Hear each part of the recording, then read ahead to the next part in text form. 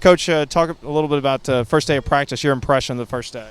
I was pleased. I thought it was a really good practice. We talked last night about having carryover from the off-season program to spring ball to the summer, and we can't come out here today like it was first day. Got to come out here like it was spring ball, very next practice, and that's what it was. It was very good. The key now is going to be to maintain that focus and energy. Coach, the determination and energy that you saw from your team all through off-season, did you see it today? Absolutely.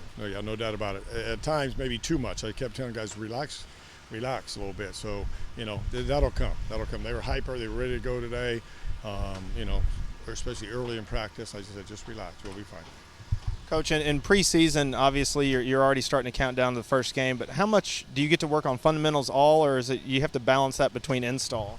Now, right now, we're working on ourselves. We've done all of our prep work on our opponents. We have our scouting reports. We have our game plan, tentative game plans. We've got everything on our first 4 opponents done, but we're not giving it to these guys. All we're doing with them are working on ourselves, thinking about FIU, our techniques, our fundamentals, our schemes, all that. So you balance it out between the install and you're putting new things in, but it's always about your techniques and fundamentals and the attention to detail.